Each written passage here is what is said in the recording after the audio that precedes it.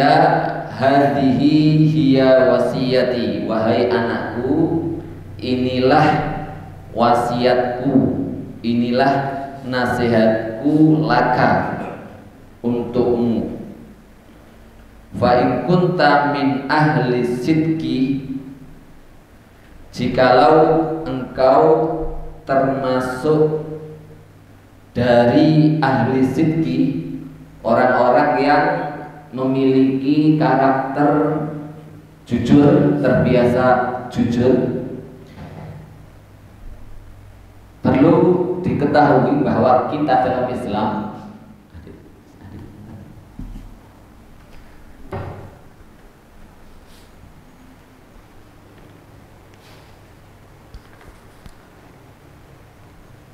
posisi ahlu sidqi, orang-orang yang jujur, ini posisi tertinggi setelah derajat kenabian. Orang-orang ahlu sidqi ini adalah orang-orang yang derajat mereka di bawah para nabi. Ketika kita minta ya dalam surat Al-Fatihah itu, doa kita ihdina as-siratal mustaqim. Apa itu siratal mustaqim? Siapa mereka? Allah katakan siratal ladina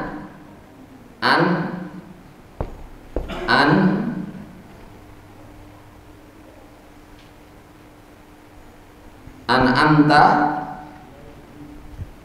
alaihim, yaitu jalannya orang-orang yang engkau beri nikmat atas mereka atau kepada mereka. Nah, penggalan ayat ini atau tafsiran daripada ayat ini itu diteruskan oleh Allah Subhanahu wa taala di surat An-Nisa. Apa bunyinya? Siratal ladzina an'amta alaihim minan nabiyyin. Ustaz Iib dicarikan ayat berapa? Minan nabiyyin was siddiqin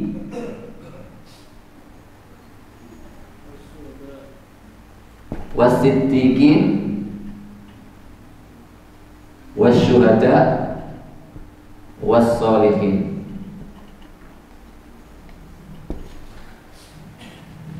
Ini derajat orang-orang pilihan dalam Islam. Yang pertama adalah minan nabiyyin, ini nomor 1, wasiddiqin nomor 2, wasyuhada nomor 3, wassolihin nomor 4. Nomor 5-nya siapa? Orang-orang yang mengikuti jalan mereka. Jadi posisi ahlu sidqi itu memiliki posisi kedudukan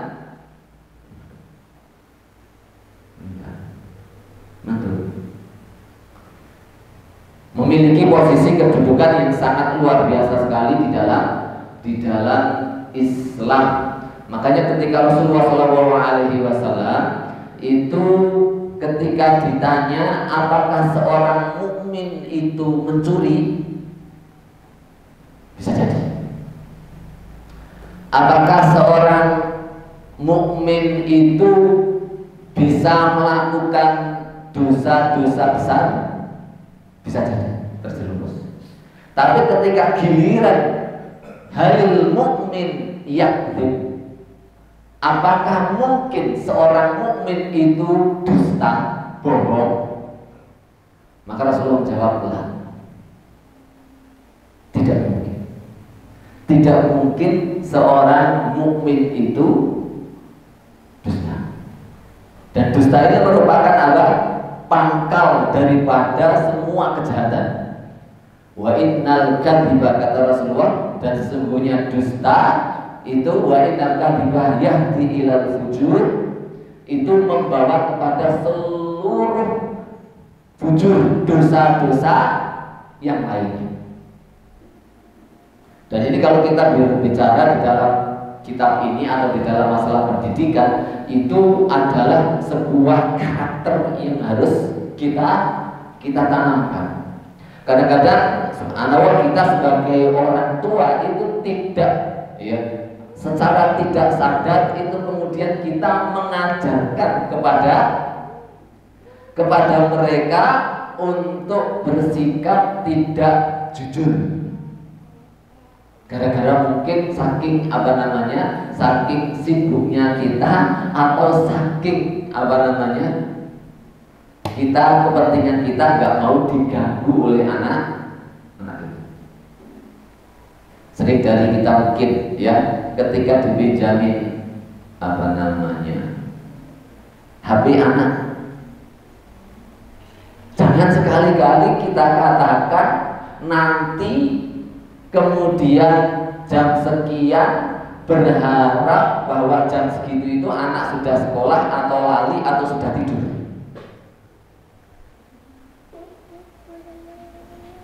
Kalau katakan nggak boleh, ya nggak boleh. Anak jangan diselitut. Anak ini adalah apa? Anak ini adalah perekam paling handal. Ini perlu dicatat, perlu kita catat, ya. Anak adalah perekam paling handal. Maka memang kita sebagai orang tua harus betul-betul memiliki kesadaran yang sangat luar biasa sekali di dalam mendidik anak kita, khususnya pendidikan karakter yang akan kita tanamkan kepada diri sang anak ini.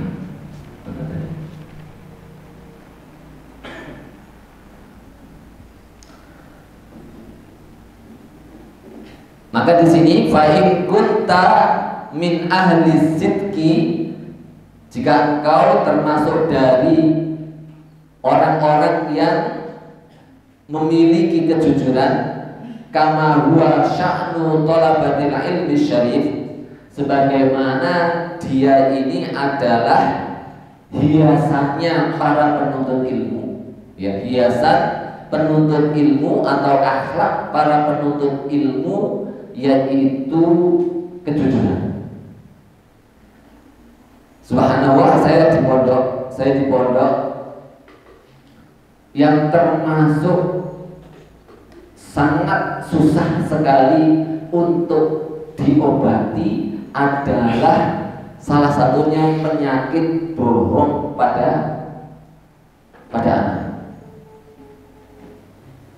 Dan banyak anak kalau sudah bohong, maka dia akan melahirkan kebohongan berikutnya. Kebohongan berikutnya akan melahirkan kejahatan berikutnya, dan dia untuk membongkar bahwa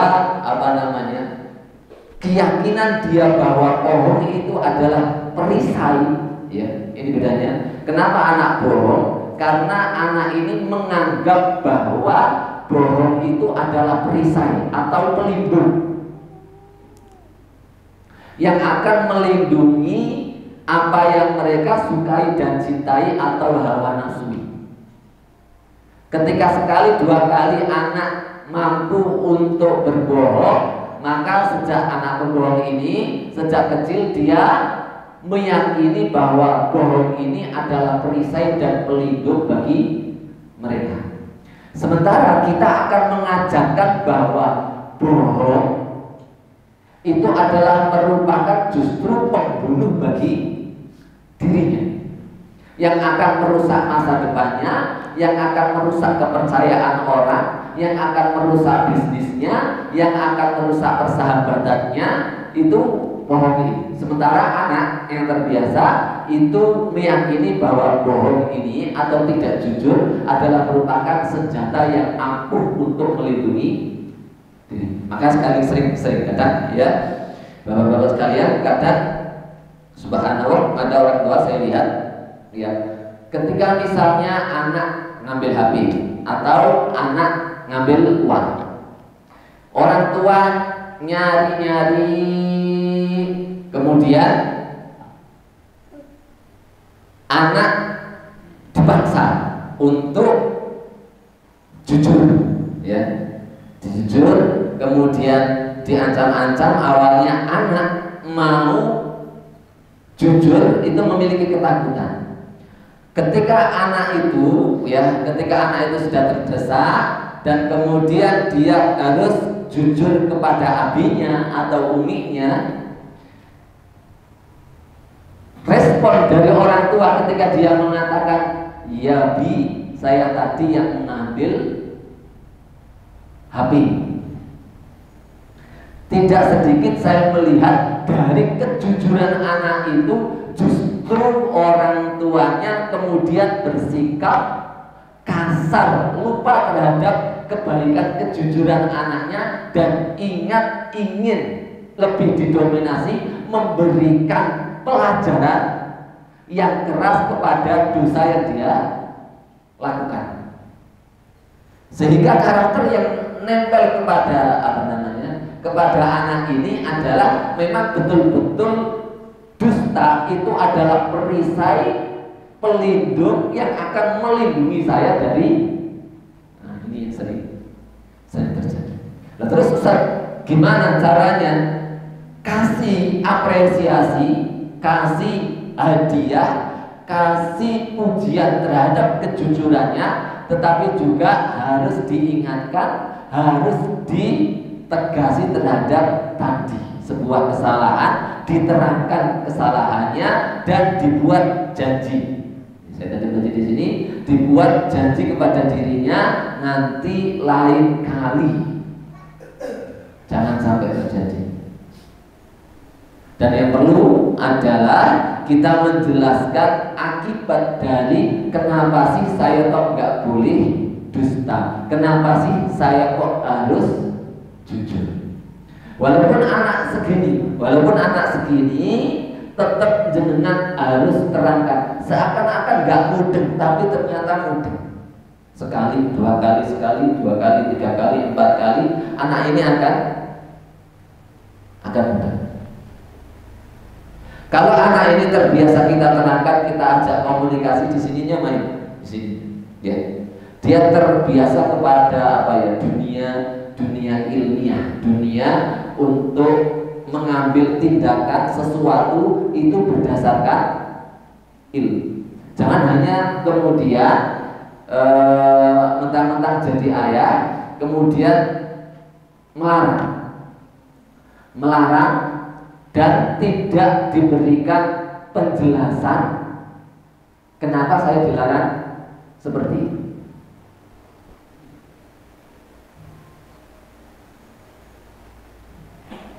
Masih kecil. Nah, ini kekeliruan yang ada, dan memang masalah pendidikan ini harus betul-betul sangat sabar sekali, sabar di dalam mendidik anak. Maka di sini dikatakan fa'ahidni alla takdiba fi haditsin qattun, wahai anakku, berjanjilah di hadapanku untuk alla takdiba, engkau tidak akan dusta fi haditsin, dalam perkataan, qattun, sama sekali.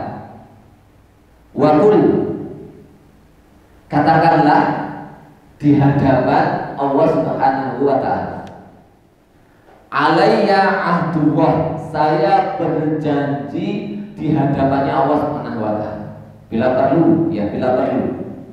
Bila perlu anak dijanji seperti ini. dan terus diingatkan. Kan kemarin kan kamu sudah janji sama Allah, ayo. Apa yang kamu janjikan sama Allah kemarin? Coba ulangi.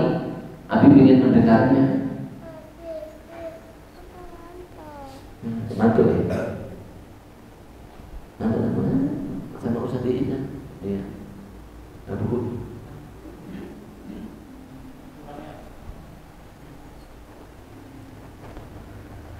Alayya ahduwahi mitaku wa mitaku. Saya dengan janji di hadapan Allah Subhanahu wa taala mengikat tali perjanjian tersebut untuk Allah akdiba ala ahadin ma'ishu. Saya tidak akan bohong kepada siapapun ma'ishu selama saya hidup. Perlu Ustaz? Perlu, sangat perlu Ustaz. Kalau memang ya anak sudah terhinggap terhinggap tadi anggapan bahwa bohong itu adalah perisai pelindung bagi dirinya yang akan menyelamatkan dia dari berbagai ancaman karena dia melakukan kepentingan yang dia miliki. Kita harus betul-betul merubahnya bahwa hal tersebut yaitu dusta, sifat tidak jujur itu adalah penghancur masa depan. Jika memang anak itu betul-betul butuh untuk diambil janjinya di hadapan Allah Subhanahu wa taala, maka perlu untuk diambil janji. Maka di sini ya kaitan yang sangat kuat sekali antara kejujuran dengan sebuah penanaman keimanan kepada Allah Subhanahu wa taala. Kita ya sebagai orang mukmin hari ini itu menghadapi khususnya di di Indonesia ini banyak sekali krisis kejujuran, krisis amanah yang akan dibahas oleh kitab ini pada bab berikutnya. Di setiap lini kejujuran itu sudah merupakan sebuah yang sangat langka sekali. Dan insya Allah panjenengan sendiri sudah merasakannya, ya. Apalagi itu berkaitan dengan abang-abang. Berapa banyak teman-teman yang di TPI curhat ini. Berapa banyak perdagangan pokoknya di TPI itu pokoknya sudah sama-sama semuanya mengetahui yang atas api sengisor ya persis dengan zaman jahiliyah di zaman Rasulullah SAW dulu. Ya semua perdagangan itu ketika Rasulullah belum diutus dan beliau ketika berdagang itu rata-rata para pedagang itu begitu sedikitnya sebuah kejujuran dan amanah. Maka ketika Rasulullah SAW berdagang dengan jujur, justru itu menjadikan keberkahan dan kesuksesan dagangnya Rasulullah mendagangkan barangnya Khadijah radhiyallahu anha. Ketika jeruk tidak baik dia dikatakan ini jeruk kurang baik, ini jeruk yang baik, ini dalamnya ada busuknya sedikit, ini tidak. Itu Rasulullah SAW di tengah-tengah krisis. Hari ini kita sama. Hari ini subhanallah bahkan di kantor-kantor atau di berbagai ini kita mau jujur itu loh repot. Atau bahkan orang jujur sendiri loh malah terusir dari sebuah instansi karena kejujuran, karena sudah sangat sulit sekali untuk dijumpai sifat daripada kejujuran. Maka kita sebagai orang tua harus betul-betul mendidik anak kita. Nah, ini hubungannya dengan iman itu sangat kuat sekali. Ketika iman seseorang itu kuat, maka dia akan melahirkan sebuah kejujuran. Karena apa? Karena misalnya ia anak atau ia orang kalau misalnya melakukan kejahatan atau ada peluang melakukan kejahatan, kalau ada polisi atau ada orang yang mengawasi, maka dia akan jujur. Tapi kalau misalnya tidak ada yang mengawasi, kira-kira kaitannya dengan yang akan mendorong orang jujur apa?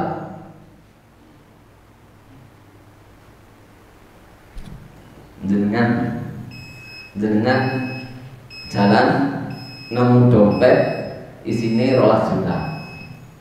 Kau masih merokok.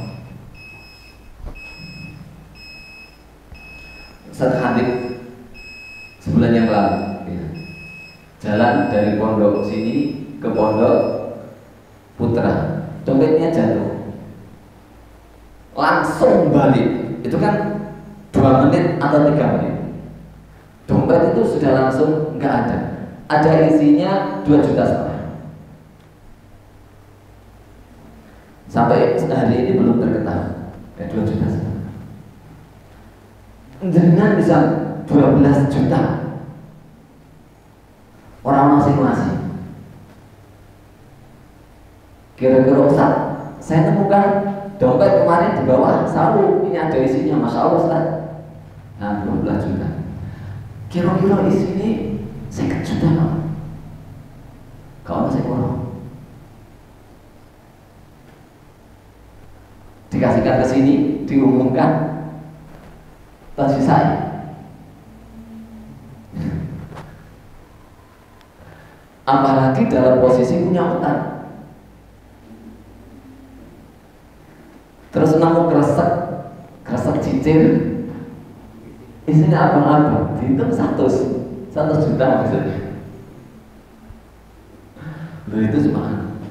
Nah, kira-kira apa yang membuat kita kemudian kuat mengembalikan uang segitu banyak? Apa kira-kira? Keimanan. Walaupun ya di mana, di negara mana, Swedia itu apa? Itu sudah lama sekali ya, negaranya itu menerapkan pendidikan karakter jujur. Itu sampai hari ini terkenal rumah bukaan tidak ada orangnya itu aman bersih.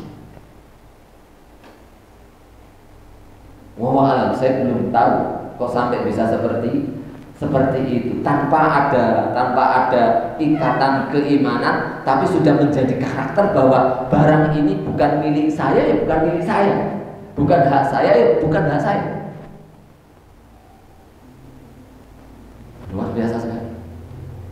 Tapi akan lebih kuat lagi ketika kita memiliki keimanan. Karena benteng seorang mukmin adalah keimanan. Anak juga sama. Posisi menjadikan anak ini beriman kepada Allah Subhanahu wa taala, mengenalkan anak bahwa Allah itu ada, betul-betul ada, mengawasi. Kemudian surga ada, neraka ada. Ini membutuhkan komunikasi yang setiap hari dengan anak kita. Ceritakan, nak, di surga itu ada begini. Misalnya jenengan dengar hadis tentang surga, atau misalnya cari informasi tentang di HP tentang surga. Pembicaraan kita terhadap surga, cerita kita tentang surga kepada anak kita secara otomatis itu akan menempelkan di sini surga itu Ada. Begitu juga dahsyatnya neraka. Cerita-cerita setiap hari nanti di neraka itu ada orang yang begini. Karena dia berbuat begini, sampai dia itu begini. Itu setiap hari harus dilatih. Demi untuk apa? Di sini ternyata betul-betul neraka itu ada. Tentang Allah Subhanahu wa taala, wujud Allah Subhanahu wa taala.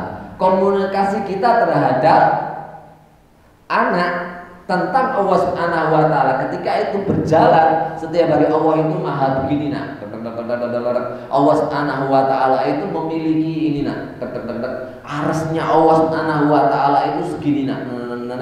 Kemudian malaikat Allah penjaga. Komunikasi ini membangun di benak dan otak anak yang kita katakan sebagai di akidah anak itu betul-betul menancap bahwa Allah itu ada.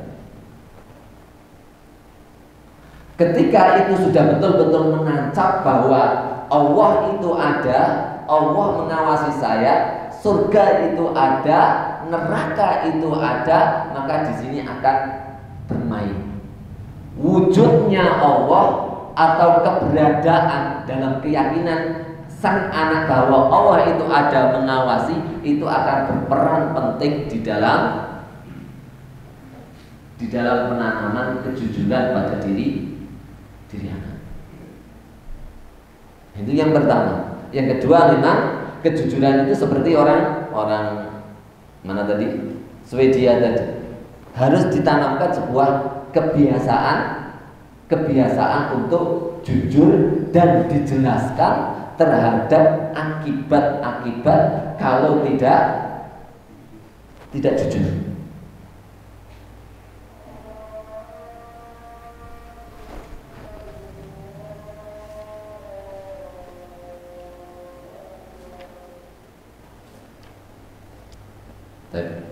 Kita teruskan sedikit.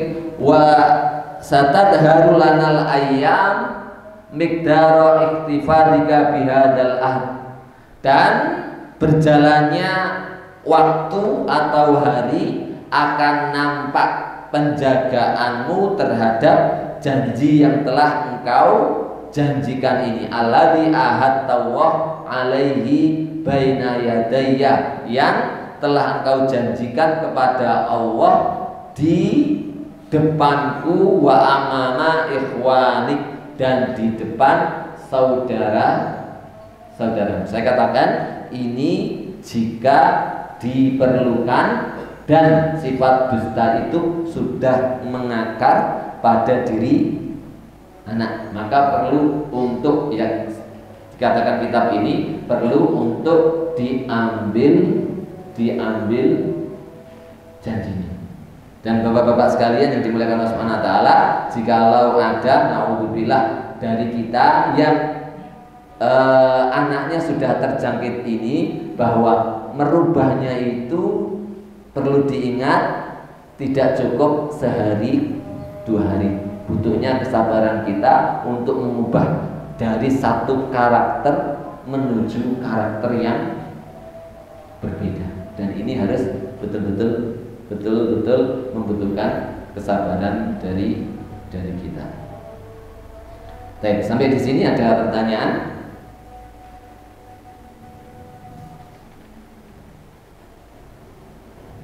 Boleh ditanyakan atau boleh menambahi pengalaman mendidik anaknya terhadap kejujuran ini. Ya, silakan. Menambahi pengalaman pernah ya. Ketika saya di Jakarta itu, di daerah Kebon Jeruk, itu kawasan Jamaah Tabligh, itu di jalan itu ketika ada mereka langsung pergi ikut jamaah, ditinggal di kanan, dan di situ yang lewat kan lalu-lalang banyak. Tapi ya alhamdulillah saya tanya tuh nggak ada pencurian apa. Dan rata-rata di situ teman-teman JT semua. Yang di situ kan JT semua. Itu memang di wilayah itu juga. Nah, seperti induknya Jamaah Tabligh di Indonesia kayak sepertinya yang di Jakarta ya di Bojor itu. Cuman yang lalu-lalang situ ya orang umum.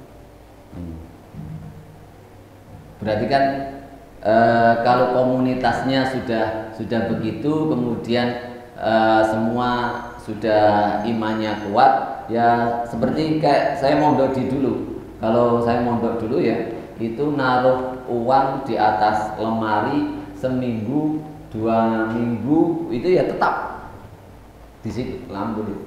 Dan saya melihat memang hubungannya dengan iman sangat kuat sekali.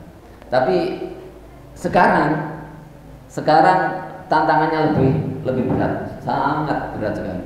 Dulu karena nggak ada HP atau bagaimana, tapi sekarang sangat cukup berat sekali untuk di dalam di pondok pesantren, kemudian ada uang bergeletaan di atas,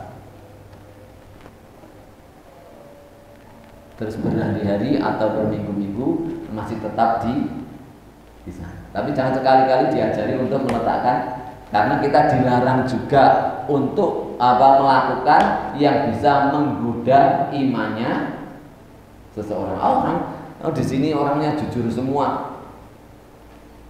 Akhirnya duweke dinjarono jopo toh ora dikunci. Kecuali sudah komunitas kayak di Madinah, sebagaimana yang diceritakan kamu. Kalau di Madinah di zaman Rasulullah SAW itu ya ketika mendengar azan semua barang dagangannya ditinggalkan dan semuanya tidak mengambil, padahal perubahan mereka kan dari jahiliyah. Semua yang bisa merubah hal tersebut kan karena keimanan, bukan kebiasaan mereka dari kecil, tapi karena keimanan. Ternyata iman konsekuensinya meninggalkan yang tidak jujur, khianat, atau mengambil yang bukan miliknya. Kenapa? Karena kalau saya sudah beriman, berarti kalau sekali saya mengambil, maka ini akan ada tanggung jawabnya di akhirat. Dan itu tertancap kuat sekali. Bukan saja untuk masalah-masalah ini. Para sahabat itu ada namanya Anas bin Nadir, itu ketika tidak ikut perang Uhud, tidak ikut perang Badar. Anas bin Nadir ini ya, waktu perang Badar itu kan dianggap tidak wajib, karena Rasulullah hanya menyeru para sahabatnya mencegah kafilah dagangnya Abu Sufyan tidak perang. Akhirnya ya biasa masih melanjutkan aktivitas. Nah ternyata takdir berbicara lain, terjadi peperangan melawan pasukannya Abu Jahal, bukan kafilah dagangnya, dan menjadi pertempuran yang sangat menentukan dalam Islam. Anas bin Nadir ini karena saking cintanya sama Rasulullah, saking cintanya sama Islam, kemudian dia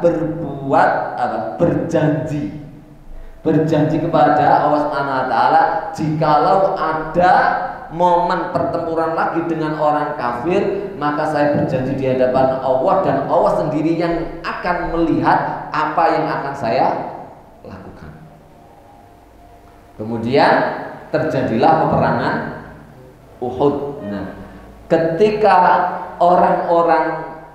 ketika kaum muslimin diuji oleh Allah Subhanahu wa taala karena tidak amanahnya pasukan pemanah ini tergoda mengambil ghanimah, kemudian diserang oleh pasukannya Khalid bin Walid, sehingga kaum muslimin pada saat itu ya keteteran dan kalah, berlarian kaum muslimin. Nah disitulah Anas bin Nadir ini kemudian ingat janjinya kepada Allah dan Rasulnya, kalau terjadi momen lagi Allah dan Rasulnya akan melihat apa yang saya lakukan. Pada saat itu bengok kepada sahabat-sahabatnya, kan sahabatnya ada yang kabur sampai Madinah, terus melayu sampai Madinah. Ono sing pedang iku wis didelehni. Rasulullah wis mati ambil apa meneh.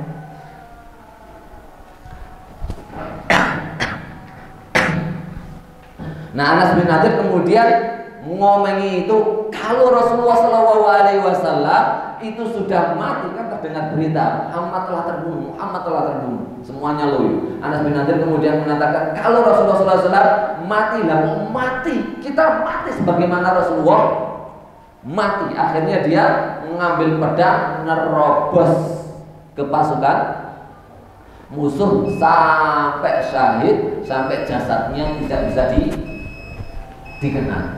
Nah, kemudian turun sebuah ayat yang memuji tindakannya Anas bin Nadirin. Rijalun shadaqu ma ahadullah alaih. Orang-orang yang jujur. Di sini juga kalimatnya pakai sidq. Rijalun shadaqu, jujur kepada janjinya mereka kepada Allah Subhanahu wa taala. Padahal sebelumnya adalah orang awam. Apa yang merubah mereka? Keimanan. Makanya untuk anak-anak, bapak-bapak sekalian, perlunya tadi kita hadirkan di hati anak itu ya wujud Allah Subhanahu wa taala. Bahwa Allah itu memang betul-betul ada. Surga itu betul-betul ada. Neraka itu ada. Kemudian hari setelah kematian itu ada. Azab kubur itu ada. Caranya bagaimana? Caranya sering panjenengan ceritakan. Insya Allah hari ini tidak susah mencari cerita-cerita tentang azab kubur, tentang itu. Secara otomatis, oh ternyata ada ya cerita itu. Anak di sini itu kemudian nancep betul bahwa azab kubur itu ada, neraka itu ada, surga itu ada. Ya, itu yang menjadikan kemudian khosyahnya, rasa takutnya, rasa takwanya kepada Allah Subhanahu wa taala. Kalau itu jarang terjadi komunikasi dan jarang dihadirkan, dan anak hanya mendapatkan larangan ojo ngono, ojo bohong, nggak api itu, dan hanya begitu saja, maka sangat rapuh sekali karakter kejujuran yang akan dimiliki seorang anak. Barakallahu fikum, tapi minkum kathiran. Iya sih. Tentang kejujuran orang tua dalam mendidik anak. Anak-anak yang belum mumayyiz, yang umur 2-3 tahun itu kan didasari dengan main HP, sehingga dia tidak mau mandi, tidak mau makan, tidak mau belajar. Orang tua merasa capek menasihati anak saat itu, sehingga dia melakukan cara dengan kebohongan-kebohongan. Misalnya, nanti habisnya diambil puisi, atau kadang-kadang orang tua itu ada yang punya cara. Ketika anaknya kecil tidur, dikasih matanya dikasih kayak busuk gitu. Ya, itu dari HP juga caranya. Nah, begitu bangun dikasih dia lewat ke melon, ini gara-gara main HP, sehingga anak itu sudah tidak bermain HP. Apakah cara orang tua ini dianggap sudah kebohongan yang dilarang oleh agama tadi? Di mana ada kebohongan, di situ dilarang, maka jangan dipakai. Maka begini, contohnya kayak begini. Ya memang saya dulu juga sempat tergoda ya, dan lihat di WA itu, pengen anak berhenti main HP. Kalau main HP, terus ininya di lagi barang mari tangi turun nawangis dikai HP ini kita langsung. Tapi itu sifatnya sementara. Ketika dia dia tahu bahwa ini bohongan, dia akan ini orang tua saya membohongi saya, atau misalnya jenengan waktu tidak tahu, ya waktu tidak tahu, kalau pinjam jenengan dia mesti begitu.